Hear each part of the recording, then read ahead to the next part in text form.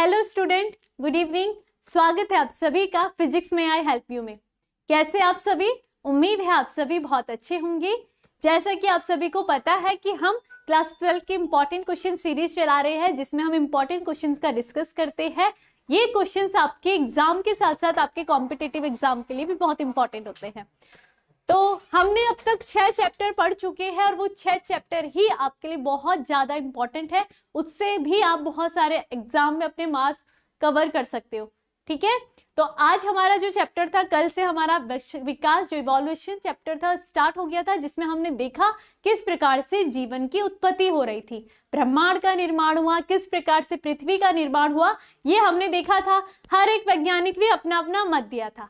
आज की क्लास शुरू करने से पहले सब मुझे ये बता दीजिए कि ऑडियो वीडियो सब क्लियर है। तो अब तक हमारे साथ जुड़ चुके हैं शिबू कुमार, रितु शर्मा, जीत तोमर, राहुल कुमार, बाबू मौर्य, सबको good evening, good evening, good evening. चलिए फिर, तो जितना महेंद्र, हाँ, motivational story, good evening, good evening, good evening, good evening. चलिए, प्रिंस यादव, सुनीता, सबको good evening. Super status, motivational story, Rahul Kumar, ठीक है। ऑडियो वीडियो सब क्लियर है ना? साथ साथ वीडियो पसंद आती है तो लाइक करना, कमेंट करना, वो आपका काम है। कृतिका पाठक, गुड इवनिंग। अमित गुप्ता, शुभम गुप्ता, दोनों एक ही है, अमित गुप्ता भी और शुभम गुप्ता दोनों, मतलब ऐसे फोन पकड़ करके एक इधर से खड़ा होगा और एक इधर से खड़ा होगा और फिर देख रहे क्लास, है ना? अमित और सुमित, शुभम, ठीक है, बिल्कुल क्लियर है, सब कह रहे हैं तो फिर क्लियर होगी आवाज, ठीक है। विशाल कुमार, गुड इवनिंग, ठीक है। Shibu Kumar, good evening. सिंचन, सबको गुड इवनिंग, ठीक है। तो कल तक मैंने आपको जितना पढ़ाया था आपको क्लियर है ना? बिग बैंग थ्योरी हमने पढ़ा था, ऑपरिन हॉल्डिन सिद्धांत हमने पढ़ा था। तो अगर मैं ये पूछूं आपसे कि कौन से सिद्धांत में ये बताया गया था कि रसायनों के द्वारा जीवन की उत्पत्ति हुई है, तो कौन इसका आंसर सबसे पहले देगा? बताइए जल्दी। एनएसएस, बापू मौर्य, गुड इवनिंग। यशपाल, पप्पू, निखिल, सिंचन, अरुण कुमार, बताइए अब इसका आंसर। कल सब पढ़ रहे थे ना? निखिल कश्यप,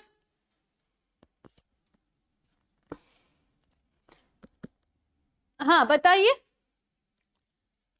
कौन से सिद्धांत में ये कहा गया था कि रसायनों के द्वारा जीवन की उत्पत्ति हुई है? इंडियन किलर, आशीष कुमार, दीपांशु, सबको गुड इवनिंग, सबको गुड इवनिंग, हर किसी को अलग अलग गुड इवनिंग। एस, ठीक है। आशीष कुमार कह रहे आ गए मैम, हाँ बिल्कुल। अच्छा, जीत तोमर कह रहे दोबारा बोलूं? 3 बार बोल चुकी हूं मैंने कहा कि कौन से सिद्धांत में आपने ये पढ़ा था कि रसायनों के द्वारा जीवन की उत्पत्ति हुई? बताइए आप। सुपर स्टेटस, कोई बात नहीं, आप फिर से वीडियो देखना, फिर आपको आज का भी समझ में आ जाएगा, ठीक है। विशाल कुमार, स्वागत है आपका। चलिए, ठीक है। तो मैंने आपको लास्ट टाइम जो पढ़ाया था, कोई बात नहीं, अगर यहाँ ये चैप्टर हटा दिया है, लेकिन इससे अगर इंपॉर्टेंट क्वेश्चन आपके कॉम्पिटिटिव एग्जाम में आते हैं तो आपको वहां पर इसकी जरूरत पड़ेगी। 2-3 क्वेश्चन तो आ ही जाएंगे आपके यहाँ से। तो जो ऑपरिन हॉल्डिन सिद्धांत था, ठीक है, लास्ट टाइम यही पढ़ा था, ऑपरिन हॉल्डिन सिद्धांत। और इस सिद्धांत को ऑपरिन हॉल्डिन इसलिए कहा जाता है क्योंकि वैज्ञानिक ऑपरिन और हॉल्डिन ने इस सिद्धांत को दिया था। इन्होंने कहा था जो जीवन की उत्पत्ति हुई है वो किससे हुई है? कुछ रसायनों से हुई है। तो इसका आंसर यही है कि ऑपरिन हॉल्डिन सिद्धांत के द्वारा आपको पता चला था, इन्होंने ये बताया था कि रसायनों के द्वारा जीवन की उत्पत्ति भी है। क्योंकि आपने देख लिया था बिग बैंग थ्योरी में बताया गया था किस प्रकार से ब्रह्मांड बना, ब्रह्मांड के बाद पृथ्वी का निर्माण हुआ, ये सब तो बन गए, लेकिन अब पृथ्वी के अंदर जीवन की उत्पत्ति किस प्रकार से हुई, उसके लिए अलग अलग वैज्ञानिक ने अपनी अवधारणाएं दी। किसी ने कहा कीचड़ से हुई, किसी ने देखा कीचड़ में केचुआ घूम रहा है तो केचुआ कीचड़ से आ गया है, किसी ने देखा मांस के टुकड़े पर बहुत सारे कीड़े लगे हैं, यानी कि उस मांस के टुकड़े से ही वो कीड़े बने हैं, है ना। और किसी ने कुछ कहा, अपने अपने सबने मत दिए, लेकिन जो लुई पास्कल जी थे इन्होंने इसका खंडन किया। इन्होंने इसका ये बात का पता लगाया कि जो जीवन की उत्पत्ति हुई है वो किसी इन पदार्थों से नहीं हुई है, लेकिन क्या हुआ है, ये जो उत्पत्ति के कण पाए जा रहे हैं ये वायु में पाए जा रहे हैं, यानी ये बाहर से कहीं से प्रवेश कर रहे थे उन चीजों के अंदर। क्लियर इतनी बात सबको? ठीक, हाँ जीत तोमर, ये पृथ्वी और ब्रह्मांड का जो निर्माण था वो बिग बैंग थ्योरी था, लेकिन जो रसायन था वो दिया था ऑपरिन हॉल्डिन सिद्धांत, ऑपरिन और हॉल्डिन नामक वैज्ञानिक ने। क्लियर? अब इस सिद्धांत को दे तो दिया, लेकिन इस सिद्धांत का जो प्रयोग किया था वो किया था मिलर जी ने। ठीक है, तो आज का बहुत इंपॉर्टेंट क्वेश्चन है, आता भी है बहुत बार पेपरों में कि मिलर का सिद्धांत क्या है, तो यही पढ़ना है आपको, ये पूरी प्रोसेस है। ठीक है, तो प्रोसेस मैंने हमेशा पहले कहा है, जब जब आपसे कोई भी तकनीकी पूछी जाए और आपको ये दे रखा है कि पूरी प्रोसेस को समझाए, तो आपके पास पहले सारे के सारे इक्विपमेंट होने चाहिए, है ना। लैब काम करने से पहले आपको सारे सामान की जरूरत होती है, कहीं घूमने जाने से पहले आप अपनी पैकिंग करते हो, तो मिलर के सिद्धांत को समझने से पहले भी आपको अपनी पैकिंग करनी है।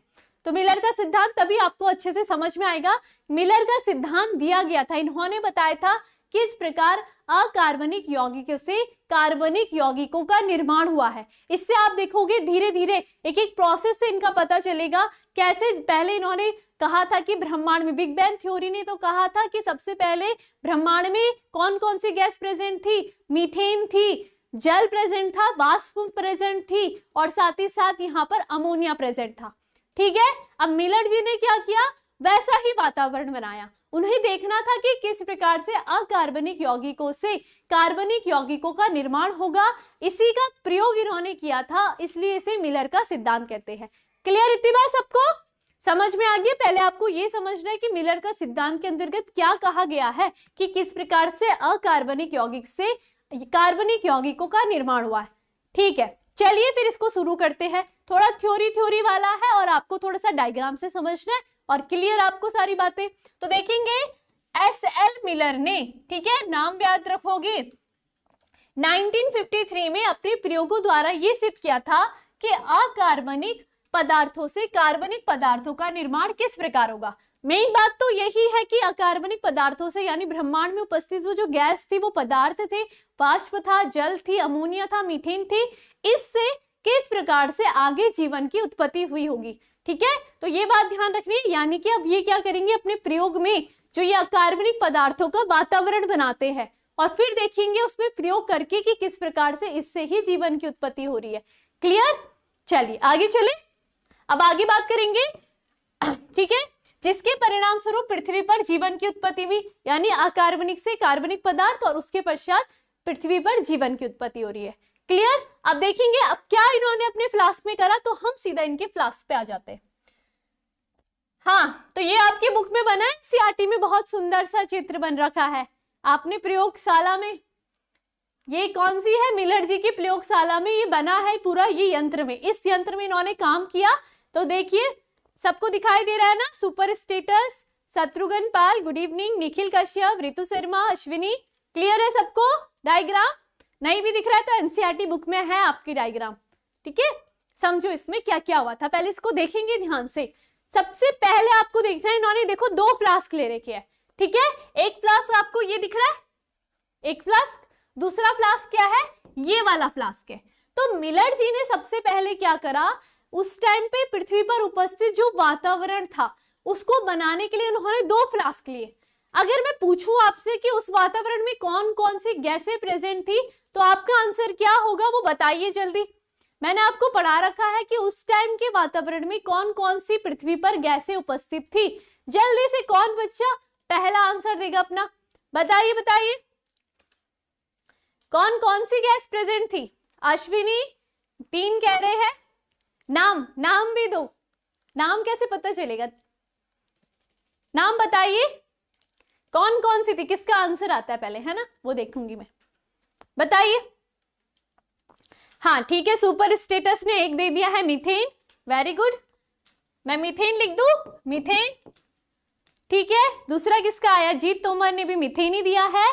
हाइड्रोजन हीलियम, अच्छा वो हाइड्रोजन हीलियम संघनित होकर के बन चुकी है। उसके बाद जो पाए जा रहा था ना, पृथ्वी का वातावरण की बात कर रही हूं मैं, ये ध्यान रखना है पृथ्वी के वातावरण में उस टाइम पे कौन सी थी, ये ध्यान रखना है। हाइड्रोजन हीलियम की बात नहीं, वो तो जब संघनित हुए थे, जब अणु संघनित हो रहे थे, उससे रिलीज हो रही थी हाइड्रोजन और हीलियम, ठीक है। उसके बाद 4.5 बिलियन बाद पृथ्वी का निर्माण हो रहा था। उस टाइम पे पृथ्वी पर रहने लायक वातावरण नहीं था, बहुत अधिक तापमान था, ठीक है। 5000 लगभग डिग्री सेल्सियस तापमान रहा होगा।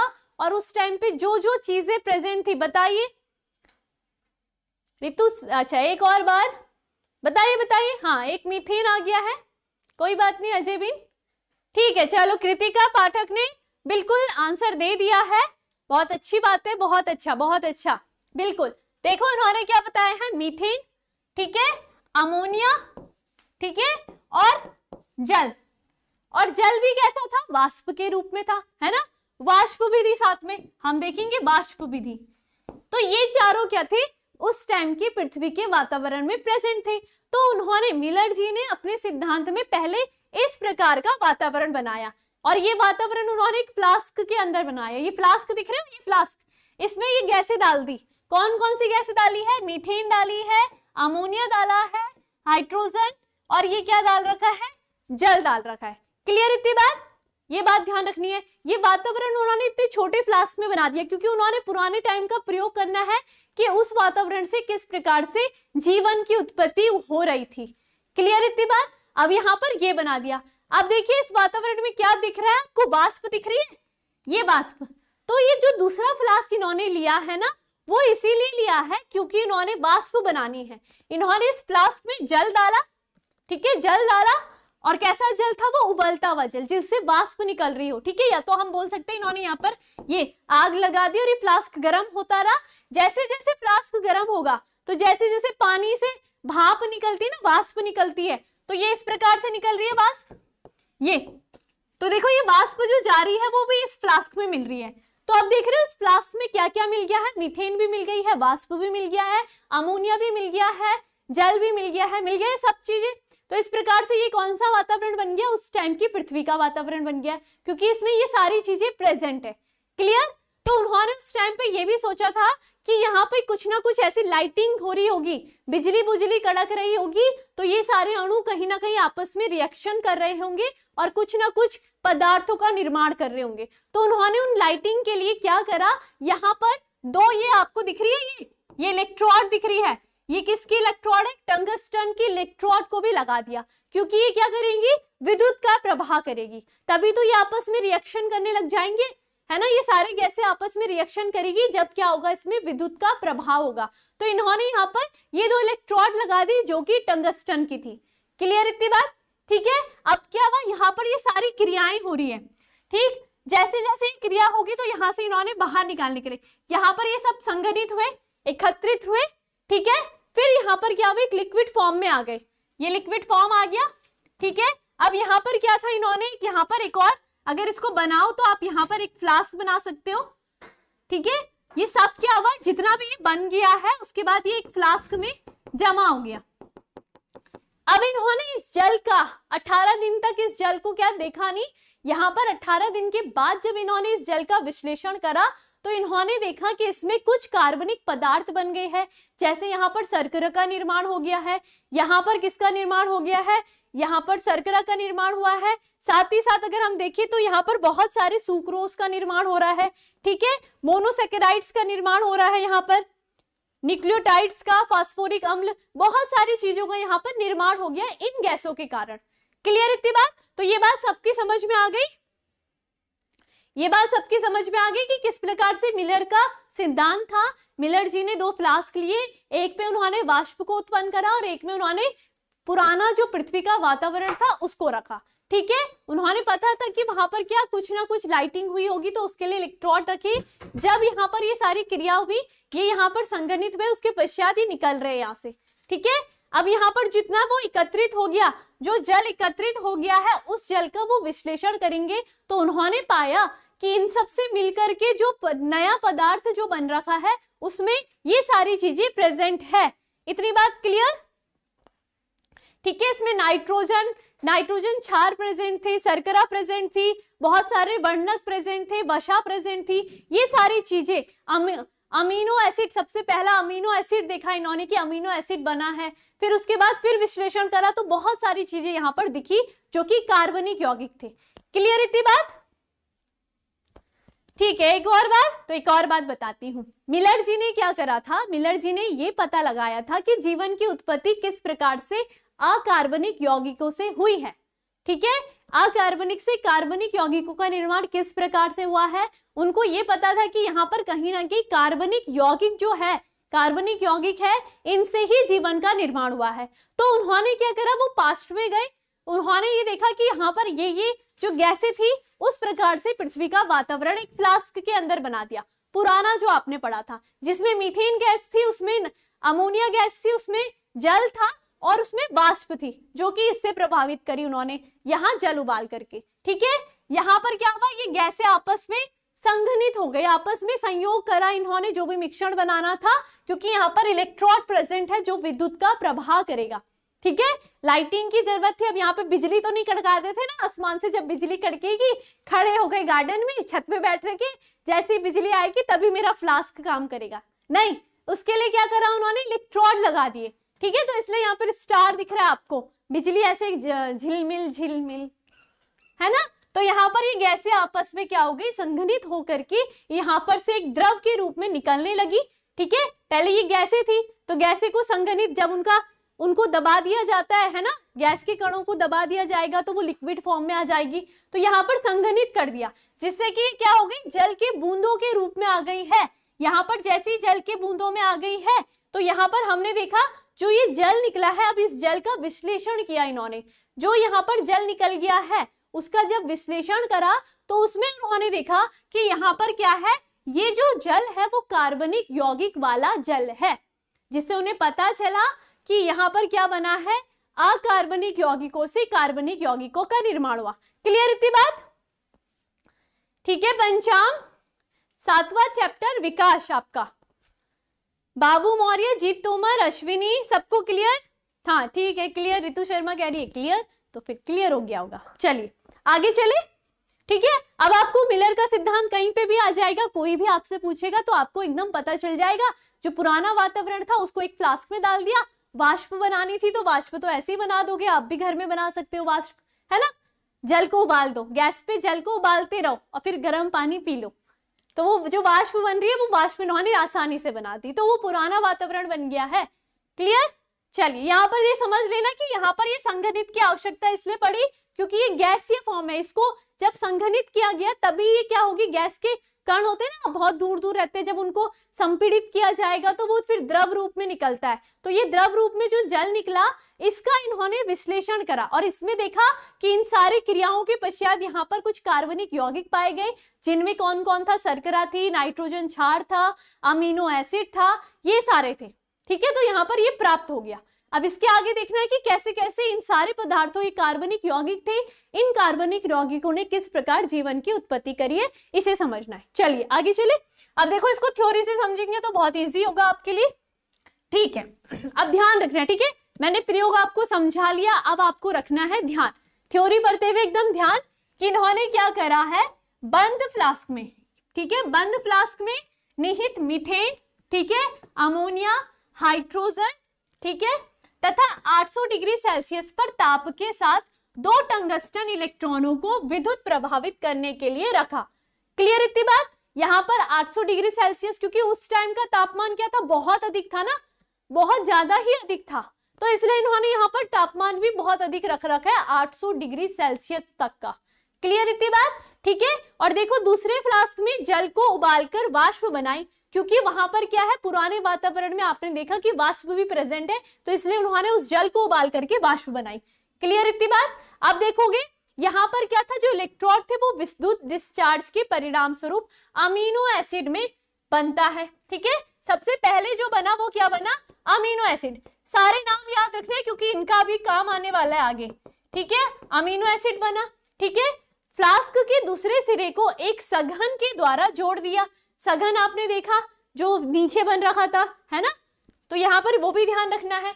चलिए अब देखेंगे इस फ्लास्क के मते। अब इस फ्लास्क में इन्होंने देखा क्या 18 दिन तक क्रिया कराई। वो क्रिया कितने दिन तक चल रही थी? 18 दिन तक लगभग चली होगी।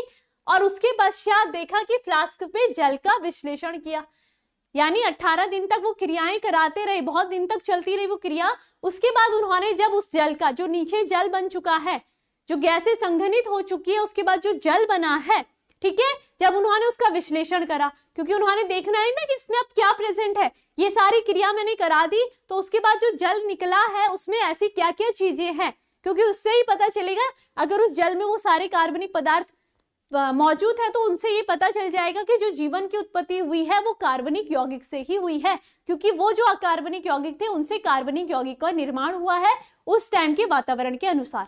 क्लियर इतनी बात? ठीक है, अब देखेंगे अब जब उस जल का विश्लेषण करा तो उसमें क्या क्या पाया गया। ध्यान रखना है कि क्या क्या पाया गया, क्योंकि इससे आपको आगे, अभी जब मैं आपको आगे आगे पढ़ाऊंगी ना, तो आपको समझ में आ जाएगा कि इस प्रकार से जीवन की उत्पत्ति हो रही है।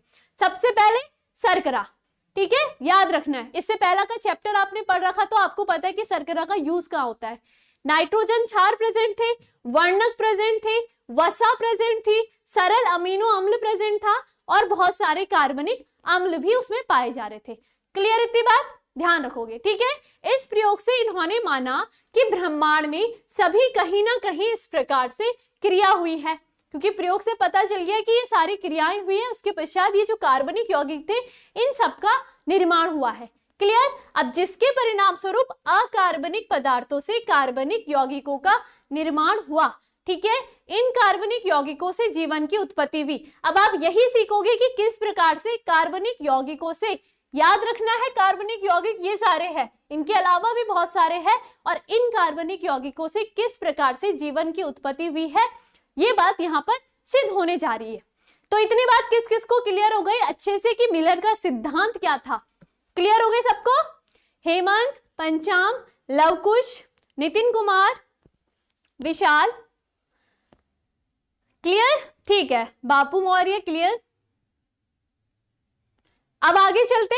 अब यहां पर ध्यान रखना है आपको कि क्या है मेन चीज, कि कार्बनिक पदार्थ क्या क्या है, क्योंकि ये कार्बनिक पदार्थ ही अब आपस में संयोग करेंगे और इससे आप देखोगे किस प्रकार से एक जीवन बनेगा नया। ठीक है, सब कह रहे क्लियर, वेरी गुड, अच्छी बात है। ध्यान से सुनोगे तो अच्छे लगेगा आपको क्लासेस भी। प्रयोग को भी ढंग से रखना और ये बनाना भी आना चाहिए, ठीक है। कभी कभी एग्जाम में आ जाता है तो आपको मेन चीज है कि सबसे पहला, मैंने जितना आपने वीडियो देखी, जो मैंने वीडियो बनाई थी कि कैसे अपने आंसर को प्रेजेंट करी, कितने बच्चों ने देखी वीडियो? आरती मिश्रा, एक बार फिर से वीडियो देखोगे तो क्लियर हो जाएगा, ठीक है। अभी आप थोड़ा लेट ज्वाइन हुए होंगे ना कोई कोई, तो वो एक बार वीडियो पहले देख लेना, उसके बाद आना। तो जो नई वीडियो जो बनी थी, how to write a answer, कैसे आप अपने आंसरों को प्रेजेंट करोगे, तो उसमें जो छोटे छोटे पॉइंट है ना, वो बहुत ध्यान रखना है। वो जो मैंने सब कुछ बता रखा है, कहीं ना कहीं मैंने भी अपने बोर्ड एग्जाम में वो चीजें अप्लाई करी है और उसके बाद मुझे अपना रिजल्ट अच्छा मिला है।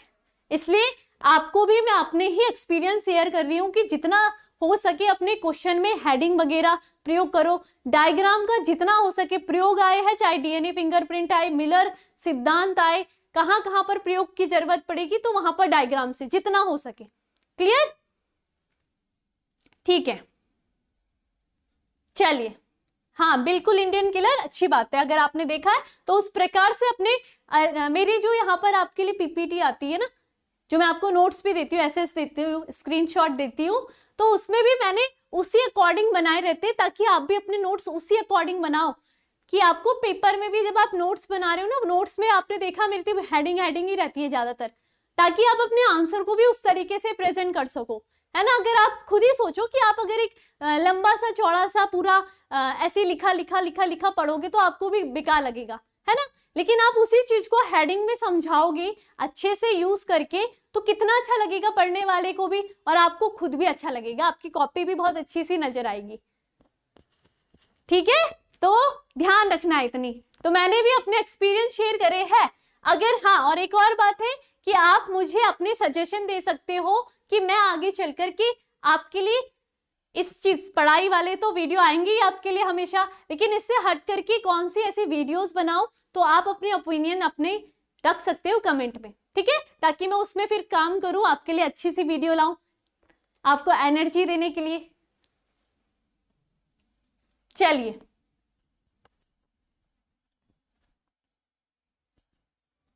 चलिए ठीक है, उसके लिए भी मैं वीडियो बनाऊंगी अपनी परसेंटेज की और अपने कौन से बोर्ड से मैंने काम किया है, पढ़ा है। चलिए आगे। हाँ, तो यहां पर तो मैंने बोल दिया।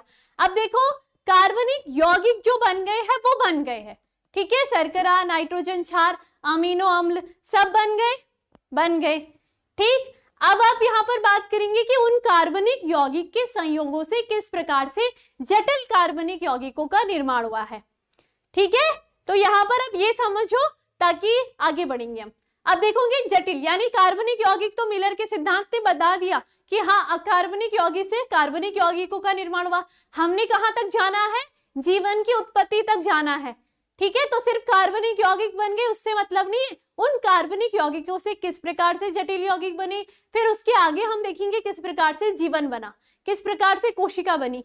तो ये सब आपको पता होना चाहिए, इसलिए ध्यान रखना है, ठीक है। अब देखो रासायनिक संश्लेषण द्वारा बने कार्बनिक यौगिक, ठीक है। अब कार्बनिक यौगिक आपके पास आ गए प्रयोगों द्वारा, ठीक है। जैसे कि शर्करा, अमीनो अम्ल, ग्लिसरीन आदि समुद्र में टकराते रहे।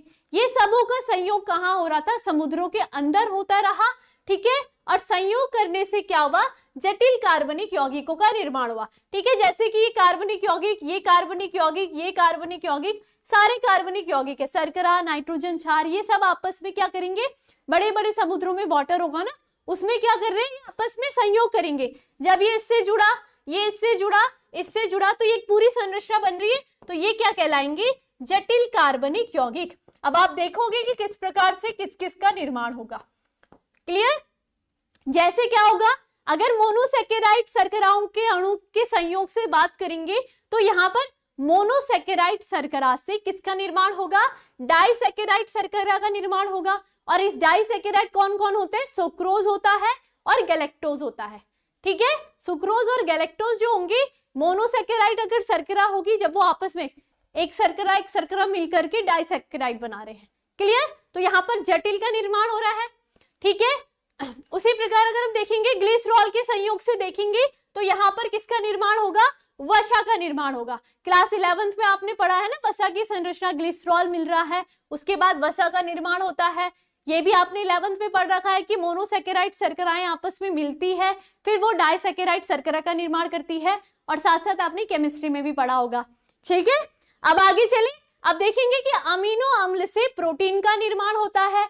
ये भी आपको पता है, जब अमीनो एसिड मिलते हैं आपस में, अब अमीनो एसिड आपने देखा था वहां पर प्रेजेंट था कार्बनिक यौगिक में, तो अमीनो एसिड जब आपस में मिले तो इन्होंने क्या करा, प्रोटीन का निर्माण करा, क्लियर। यानी कि कार्बनिक पदार्थों से जटिल कार्बनिक पदार्थों का निर्माण हुआ है। ये सभी क्या है, छोटे छोटे कार्बनिक यौगिक है। जब आपस में संयोग करा तो इन्होंने कैसी कैसी संरचना बना दी, किसी ने डाइसैकेराइड बना दी, किसी ने वसा का निर्माण कर दिया, कुछ प्रोटीन्स का निर्माण कर दिया। और आपको भी पता है कि आपकी बॉडी में भी प्रोटीन क्या करता है, वृद्धि का काम करता है ना। हम जीवन की उत्पत्ति पढ़ रहे हैं तो ये समझना है, ठीक है। अब ये वाली बात ध्यान रखना है, फॉस्फोरिक अम्ल प्रेजेंट था, ठीक है, नाइट्रोजन क्षार भी प्रेजेंट था और शर्करा भी। जब ये तीनों आपस में मिलेंगे तो किसका निर्माण होगा, जल्दी बताएगा कोई मुझे, जिसने डीएनए वाला चैप्टर पढ़ा होगा बहुत अच्छे से पता होगा कि फास्फोरिक अम्ल, नाइट्रोजन क्षार और शर्करा से मिलकर के किसका निर्माण होता है, ठीक है। बताओ बताओ किसका निर्माण हो रहा था, न्यूक्लियोटाइड का निर्माण हो रहा था ना, जो हम डीएनए में पढ़ रहे थे। जब हमने डीएनए की संरचना देखी थी तो हमने देखा था फॉस्फोरिक अम्ल, नाइट्रोजन क्षार और शर्करा। नाइट्रोजन क्षार में कौन थी, प्यूरिन और पिरिमिडिन, प्यूरिन पिरिमिडिन पढ़ा था, है ना। ये सब मिलकर के किसका निर्माण कर रहे थे, न्यूक्लियोटाइड का निर्माण कर रहे थे। टाइड यानी कि 3, ठीक है, तो न्यूक्लियोटाइड का निर्माण हो रहा था इस प्रकार से। तो ये बात समझ में आ रही है किस प्रकार से कार्बनिक यौगिक जब आपस में ही संयोजित हो गए तो इन्होंने जटिल कार्बनिक यौगिक का निर्माण करा। जटिल कार्बनिक यौगिक यानी कि प्रोटीन का निर्माण, वसा का निर्माण, न्यूक्लियोटाइड का निर्माण, और ये सभी हर जीव के शरीर में प्रेजेंट होते हैं, ये आपको पता है, ठीक है। अब आगे चले तो देखो न्यूक्लियोटाइड डीएनए का घटक है, ये सभी को पता है। इतनी बात क्लियर हो रही है ना, हाँ बिल्कुल, वेरी गुड। कौन था यहाँ पर, पंचाम जी, वेरी गुड, अच्छी बात है, ठीक है। इंडियन किलर ने भी बहुत अच्छे से आंसर दिया है, कृतिका पाठक ने भी आंसर दिया है। तो मेन आपका दिमाग में ये होना चाहिए कि हम जीवन की उत्पत्ति पढ़ रहे हैं। मिलर ने अपने सिद्धांत से बता दिया कि कार्बनिक यौगिक के द्वारा ही जीवन की निर्माण हुआ है, ठीक है, ये पता चल गया। उसके बाद अब ये कार्बनिक यौगिक जब आपस में ही संयोजित होने लग गए, उसके पश्चात क्या होने लग गया, जटिल कार्बनिक यौगिक का निर्माण हो गया, प्रोटीन का निर्माण हो गया, न्यूक्लियोटाइड का निर्माण हो गया, वसा का निर्माण हो गया और ना जाने बहुत सारे यौगिकों का निर्माण हो गया। क्लियर इतनी बात, ठीक है। अब देखो न्यूक्लियोटाइड के अणु से न्यूक्लिक अम्ल का निर्माण हुआ। जैसे जैसे न्यूक्लियोटाइड आपस में मिलेंगे तो यहाँ पर किसका निर्माण होगा, न्यूक्लिक अम्ल का निर्माण होगा। तो न्यूक्लिक अम्ल क्या होते हैं, डीएनए और आरएनए को हम क्या कहते हैं, न्यूक्लिक अम्ल कहते हैं, ठीक है, जो जीवन की उत्पत्ति का महत्वपूर्ण घटक है। तो सबके शरीर में क्या पाए जाते हैं, जो सजीव होंगे, डीएनए आरएनए पाया जाता है ना, हर किसी का आनुवांशिक पदार्थ होता है। तो ये क्लियर हो रहा है किस प्रकार से जीवन बनने जा रहा है। धीरे धीरे जो कार्बनिक यौगिक थे, फिर जटिल कार्बनिक यौगिक थे, उसके पश्चात फिर वहां पर किस प्रकार से यही आपस में संयोजित करके आगे अब ये यहाँ डीएनए आरएनए तक पहुंच गया जीवन। क्लियर हो गई इतनी बातें, है ना। अब आगे चले, अब यहां पर देखेंगे कि न्यूक्लियोप्रोटीन का निर्माण। न्यूक्लियोप्रोटीन यानी कि जब न्यूक्लियोटाइड मिल रहे हैं, जो न्यूक्लिक अम्ल मिल रहा है और जो प्रोटीन्स मिल रहा है, तो ये क्या बनाते हैं, न्यूक्लियोप्रोटीन बनाते हैं। यानी यह माना जाता है कि न्यूक्लियोप्रोटीन में स्वतंत्र जीवन के लक्षण रहेंगे, ठीक है। न्यूक्लियोप्रोटीन यानी कि जो वायरस होता है उसको सजीव और निर्जीव के बीच की कड़ी माना जाता है। तो यहाँ से अब धीरे धीरे पता चल चुका है कि जीवन की उत्पत्ति होनी स्टार्ट हो गई है। कार्बनिक से जटिल, जटिल से फिर वहां पर क्या होने लगी, न्यूक्लियोप्रोटीन का निर्माण हुआ। न्यूक्लियोप्रोटीन यानी कि न्यूक्लिक अम्ल प्लस यहाँ पर प्रोटीन का निर्माण हुआ। और अगर हम न्यूक्लियोप्रोटीन की बात करते हैं तो इसमें हम वायरस की बात करते हैं। वायरस क्या करेंगे, सजीव कोशिकाओं में जाकर के सजीव और निर्जीव के बीच की कड़ी कहते हैं ना, जैसे ही वो सजीव कोशिका में चले गए तो वो सजीव बन जाते हैं, है ना। तो इसलिए क्या होता है, वो दोनों फॉर्म में रहते हैं, सजीव में भी और निर्जीव में भी। तो धीरे धीरे क्या हुआ, न्यूक्लियोप्रोटीन का निर्माण भी हो गया। क्लियर इतनी बात, आगे चलेंगे। अब देखेंगे बहुत इंपॉर्टेंट है, ठीक है, कोएस्टेवस कोशिका का निर्माण। इतनी बात किस किस को क्लियर हो गई है, जल्दी बताओ। Rishu Sharma, super status, Indian killer, clear सबको। किस किस को पता चल गया है किस प्रकार से धीरे धीरे जीवन बढ़ रहा है आगे। आप खुद पे भी आ जाओगे, क्लियर है ना। रितु शर्मा क्लियर, ठीक है।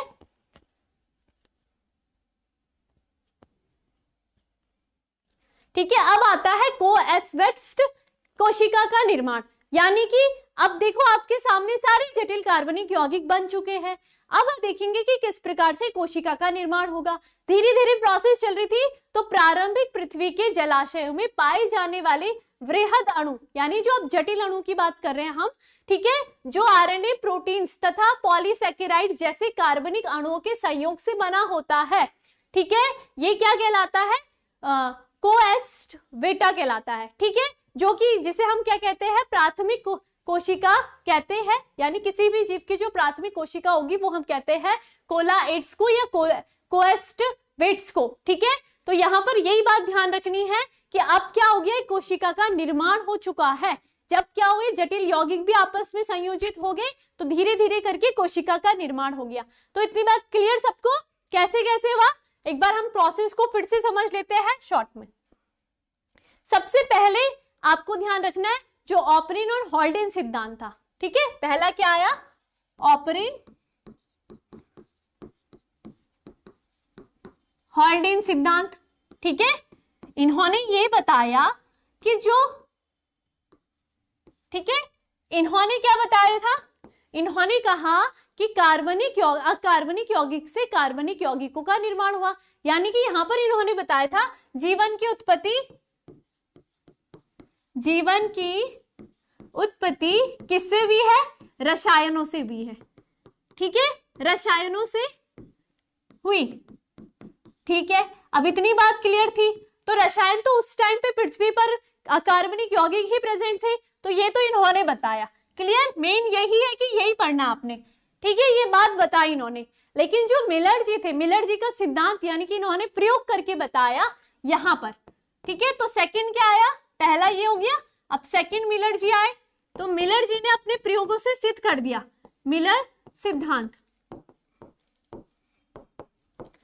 ठीक है, तो मिलर जी ने क्या सिद्धांत सिद्ध कर दिया यहाँ पर कि अकार्बनिक पदार्थों से कार्बनिक यौगिकों का निर्माण होता है।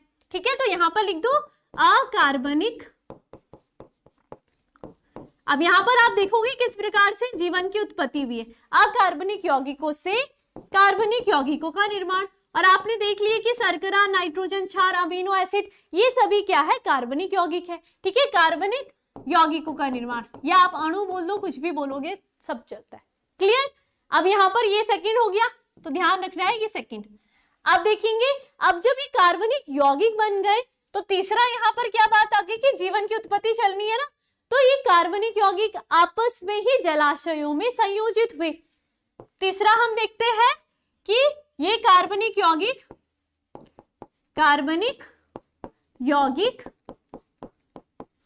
आपस में ही जलाशयों में संयोजित होकर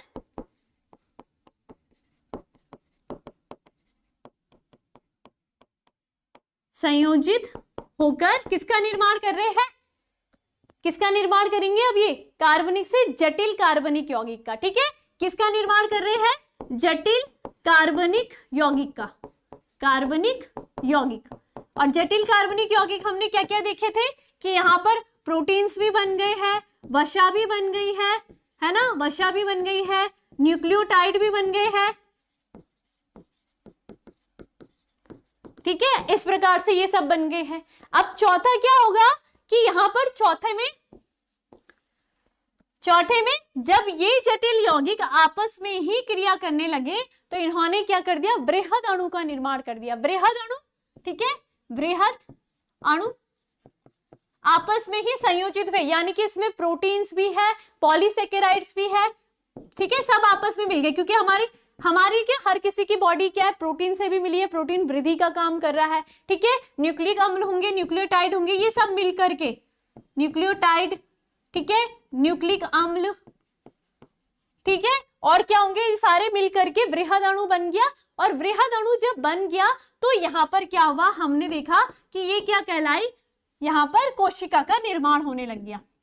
ठीक है, तो यहां से इस प्रकार से ये जीवन का निर्माण हो रहा है। किस प्रकार से, क्योंकि प्रत्येक सजीव के जीव में कोशिका पाई जाती है, तो ये इस प्रकार से पूरा निर्माण चला है।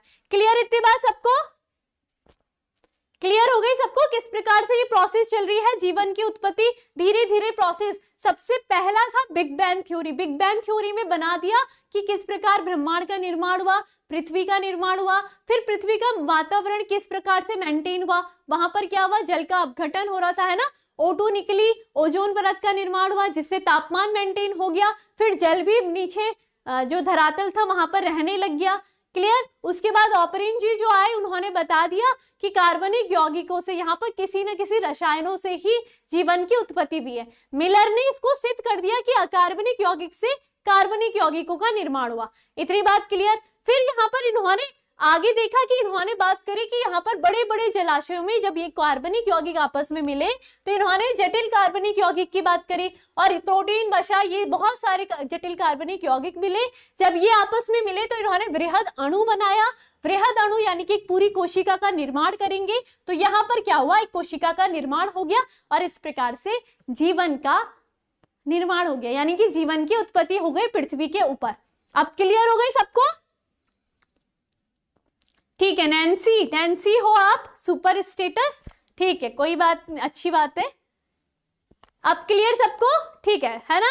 तो कहीं पर भी मिलर का सिद्धांत आएगा तो इस प्रकार से आप अपने को प्रेजेंट करोगे तो बहुत अच्छे नंबर मिलेंगे। कॉम्पिटिटिव एग्जाम में भी अगर आपको कहीं पर भी आ जाएगा तो वो भी आपको ये भी क्लियर हो जाएगा। ठीक है, तो कोला, क्या बोला हमने, कोलाइट्स, ठीक है, कोलाइट्स जो होती है, क्वेश्चन आता है बहुत छोटा क्वेश्चन, पता भी नहीं चलता है। कोलाइट्स जो होगा वो होती है प्राथमिक कोशिका।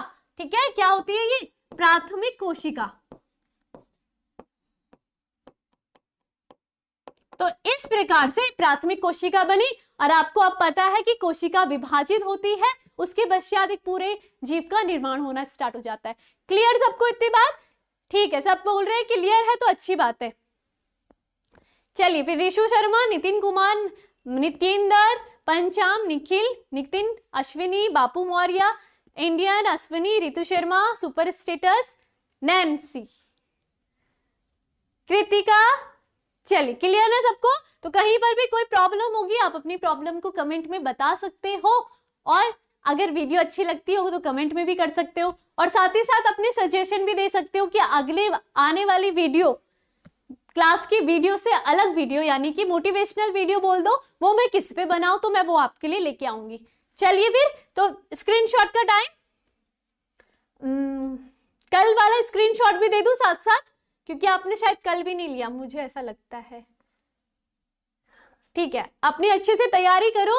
1 2 3, 1 2 3, 1 2 3, 1 2 3। इसमें मेन पता है क्या है आपके कॉम्पिटिटिव एग्जाम के लिए? कब पृथ्वी का निर्माण हुआ, कितने साल पहले पृथ्वी का निर्माण हुआ, है ना, ये सारे इंपॉर्टेंट है। ब्रह्मांड का निर्माण कब हुआ, ये सब इंपॉर्टेंट है, बता देना। ये जैसे मैंने लिखा है ये ध्यान रखना है, ठीक है। 1 2 3, 1 2 3, 1 2 3, 1 2 3, 1 2 3, 1 2 3, 1 2 3, 1 2 3, 1 2 3, 1 2 3, 1 2 3, 1 2 3।